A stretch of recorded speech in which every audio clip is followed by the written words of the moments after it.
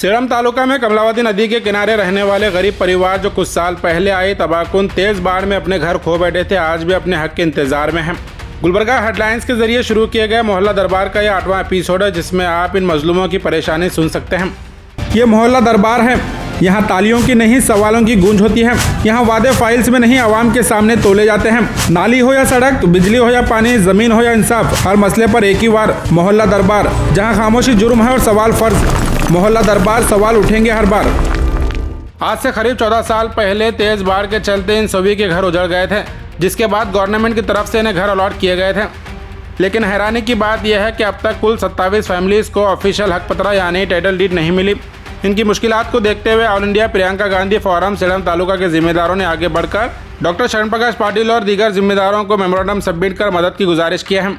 Sedum से Gulbarga headlines के reporter चांद पाशा ने मौके पर पहुंचकर इन सभी परेशान हाल लोगों से बात करते हुए अहदेदारों तक इनकी बात पहुंचाने की कोशिश की है।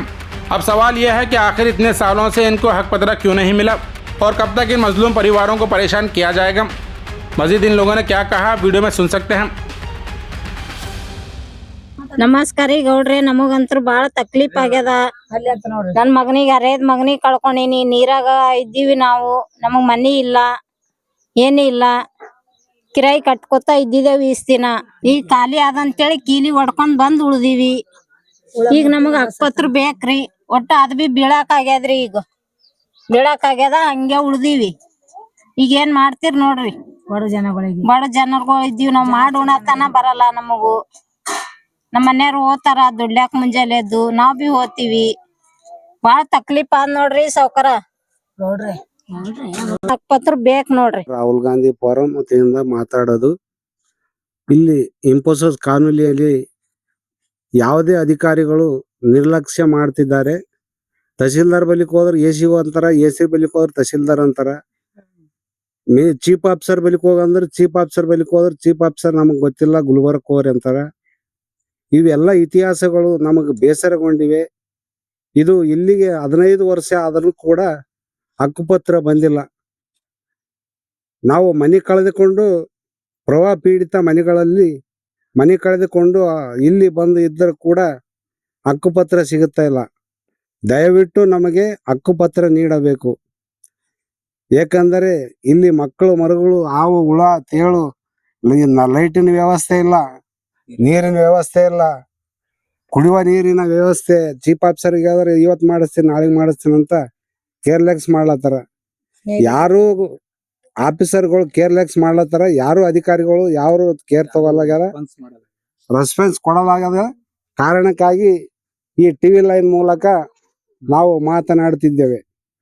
ದಯವಿಟ್ಟು ಈ ಪಬ್ಲಿಕ್ ಏನದ, ಮಾನ್ಯ ಮುಖ್ಯಮಂತ್ರಿಗಳಾದ ಸಿದ್ದರಾಮಯ್ಯ ಅವರಿಗೆ ಹಾಗೂ DK ಶಿವಕುಮಾರ್ ಅವರಿಗೆ, ಆಲ್ ಇಂಡಿಯಾ ಪ್ರಿಯಾಂಕಾ ರಾಷ್ಟ್ರಪತಿ ಆದ ರಾಹುಲ್ ಗಾಂಧಿ ಹಾಗೂ ಪ್ರಿಯಾಂಕಾ ಗಾಂಧಿಗೆ ದಯವಿಟ್ಟು ಬೇಡಿಕೊಳ್ಳುತ್ತೇನೆ. ಈ ಸಂಘದ ಬಳಗದ ವತಿಯಿಂದ ಮನೆ ಹಕ್ಕುಪತ್ರ ಕೊಡಬೇಕೆಂದು ಮಾನ್ಯ ಶರಣ ಪ್ರಕಾಶ್ ಪಾಟೀಲ್ ಅವರಿಗೆ ಬೇಡಿಕೊಳ್ಳುತ್ತೇನೆ.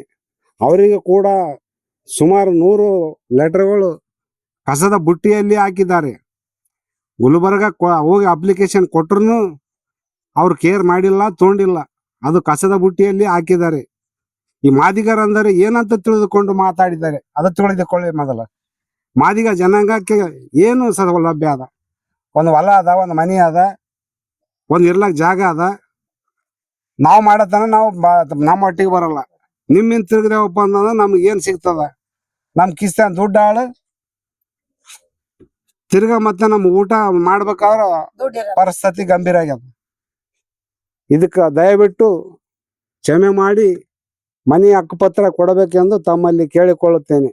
ಮೊದಲನೇದಾಗಿ ಡಾಕ್ಟರ್ ಶರಣ ಪ್ರಕಾಶ್ ಅವರಿಗೆ ಈ ವಿಡಿಯೋ ಮಾಡ್ತಾ ಇರೋದು. ಸರ್ ಅವರಿಗೆ, ಇಲ್ಲಿ ಇರ್ತಕ್ಕಂಥ ಎಲ್ಲಾ ಜನಗಳು 15 ವರ್ಷಗಳಿಂದ ಬಾಡಿಗೆ ಇರ್ತಾ ಇದ್ದಾರೆ.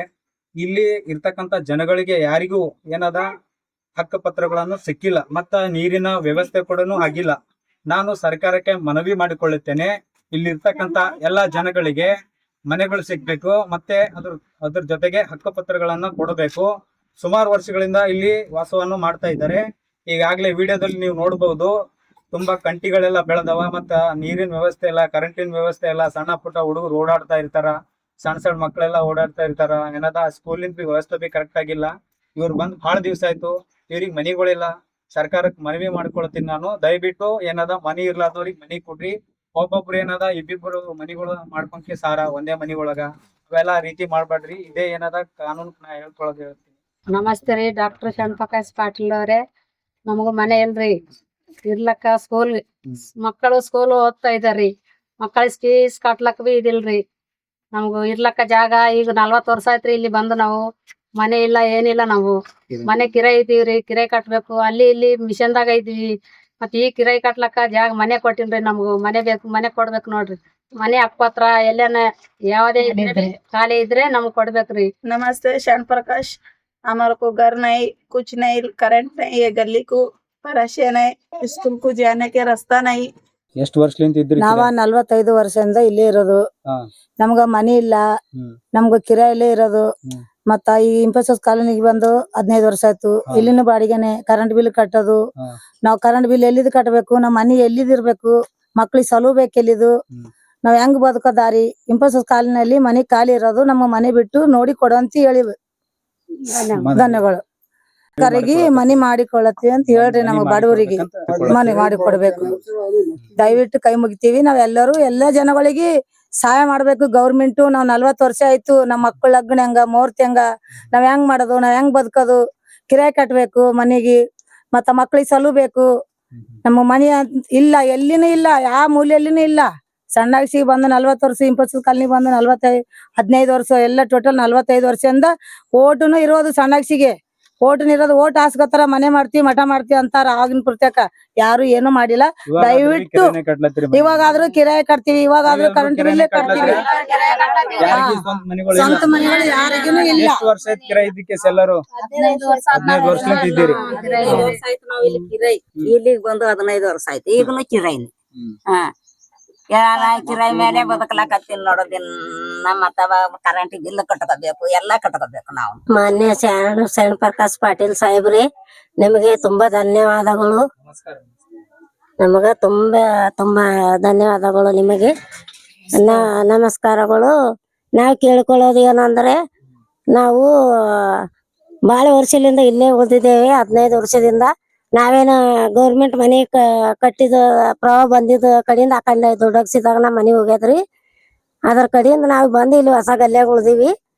15 ವರ್ಷ ಆಯ್ತ್ರಿ. ನಮ್ಗೆ ಯಾರು ಕೇರ್ಲೆಸ್ ಮಾಡಿಲ್ಲ. ನಮಗ ಕೇಳ್ತಾರ ಹೋತಾರ, ಯಾರು ಹಕ್ಕಪತ್ರ ಕೊಡಲ್ರಿ. ಎಸಿ ಬಂದನ್, ತಹಸೀಲ್ದಾರ್ ಬಂದನ್, ಪೊಲೀಸರೇ ಕರ್ಕೊಂಡ್ ಬಂದ್ರು. ಖಾಲಿ ಮಾಡ್ಸ್ಬೇಕಂದ್ರು, ಪ್ರಯತ್ನ ಆಗ್ಲಿಲ್ರಿ ಖಾಲಿ ಮಾಡ್ಸೋದ್ ಬಿ.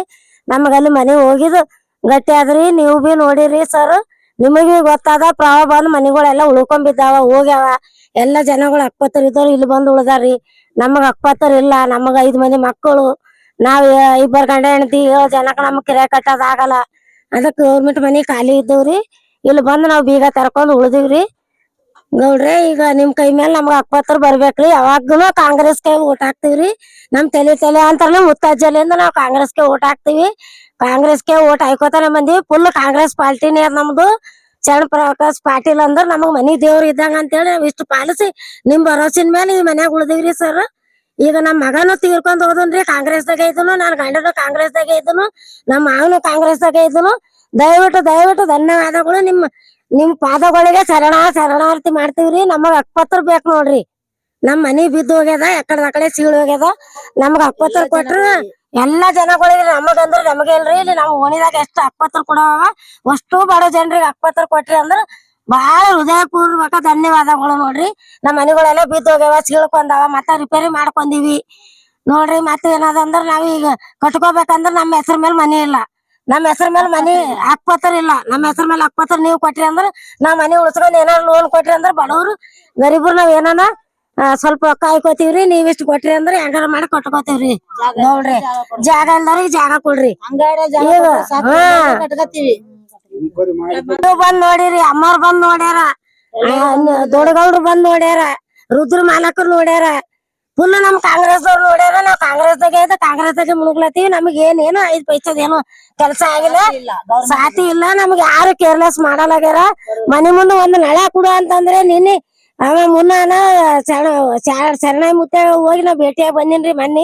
ಒಂದ್ ಕುಡಿಯೋ ನೀರಿನ ನಳ ಕೊಡು ಅಂತಂದ್ರ ಸಾರ್ವಜನಿಕರ ನಡವರ್ಕ್ ನಳ ಕೊಡ್ತೀವ ನಿಂಗ್ ಮನಿಗ್ ಒಂದೊಂದ್ ನಳ ಕೊಟ್ಟಾರಿ ನಮ್ ಮನೆಗ್ ನಳ ಇಲ್ಲ ನಮಗ್ ನೀರಿನ ಅನುಕೂಲ ಇಲ್ಲ ಮನೆಗ್ ಆಗೋದಿಲ್ಲ ಬಾಳ ಗರೀಬ್ರು ಇದೀವಿ ಬಾಳ ಬಡತನ ಆದ್ರಿ ಸಾಬ್ರೆ ನಿಮ್ ಭರಸಿನ ಮೇಲೆ ನಾವ್ ಕುಂತೀವಿ ಯಾರ್ ಬಂದ್ರ ನಿಮ್ ಹೆಸರು ಹೇಳ್ತೀವಿ ಇಷ್ಟ ಜನ ಕಿರಾಯ ಇದ್ದವ್ರು ಆರ್ರಿ ಈಗ ನೀವ್ ಅವಾಗ ಏನ್ ಮಾಡ್ಯಾರಿ ಅಕ್ಪತ್ರ ಇದ್ದಾಗ ನಮಗ್ ಎಲ್ಲಾ ಕೊಟ್ಟಾರ ಚೆಕ್ ಕೊಟ್ಟಾರ ರಾಷನ್ ಕೊಟ್ಟಾರ ಎಲ್ಲಾ ಕೊಟ್ಟಾರ ಈಗ ಕೊಟ್ಟವ್ರಿಗೆ ಮನೆ ಕೊಟ್ಟಾರ ಸುತ್ತ 4 ಕಡೆ ಅವ್ರಿಗೆ ಪಲಾಟ್ ಕೊಟ್ಟ ಮೇಲೆ ನಮಗ್ ಎಲ್ಲೇ ಇದ್ರಿ ಜಾಗ ಏನ್ ಮಾಡ್ಬೇಕು ಈಗ ನಮಗ್ ಜಾಗ ಬೇಕೀಗ ನಮಗ್ ಅಕ್ಪತ್ರ ಬೇಕ್ ನೋಡ್ರಿ ಗೌಡ್ರಿ ನಮ್ಗ್ ಕೈ ಜೋಡ್ಸಿ ಹೇಳ್ತೀವಿ ನಮಗ್ ಅಕ್ಪತ್ರ ಬೇಕಂದ್ರ ಬೇಕ್ ಜಾಗ ಇಲ್ದವ್ರಿಗೆ ಜಾಗ ಇಲ್ದವ್ರಿಗೆ ಜಾಗ ಕೊಡ್ರಿ ನಮಗ್ ಮನೆ ಇದ್ದವ್ರಿಗೆ ಅಕ್ಪತ್ರ ಕೊಡ್ರಿ ಖಾಲಿ ಮಾಡಿಸ್ಬೇಕಂತಾರ ನಮ್ ಜೀವನ ಹೋಗಲಕ್ಕ ನಾವ್ ಖಾಲಿ ಮಾಡಲ್ಲ ನೋಡ್ರಿ ಗೌಡ್ರಿ ಅಕ್ಪತ್ರ ಬರತನ ನಾವ್ ಕಂಟಿನ್ಯೂ ಹಂಗೆ ಮಾಡ್ತೀವ್ರಿ ನಿಮ್ ಮನ್ಯಾಂಗ ಬಂದ್ ಅಲ್ಲಿ ಚೋಟಿಗಿರಣ ಅಕ್ಪತ್ರ ಹಂಚಿ ಹೋಗಿರಿ ನಮಗುನು ನಾವಿಲ್ಲಿ ಎಷ್ಟು ಜನ ಇದ್ದೀವಿ ನಿಮಗ್ ದಯವಿಟ್ಟು ಧನ್ಯವಾದಗಳು ಹೇಳ್ತೀವಿ ಕೈ ಮುಗಿದ್ ಕೇಳ್ಕತ್ತೀವ್ರಿ ನಮಗ್ ಅಕ್ಪತ್ರ ಬೇಕ್ರಿ ಗೌಡ್ರಿ ನಮ್ ಮನೆ ಬಿದ್ದು ಫೋಟೋನು ನಿಮಗ್ ಹಾಕ್ತೇನ್ರಿ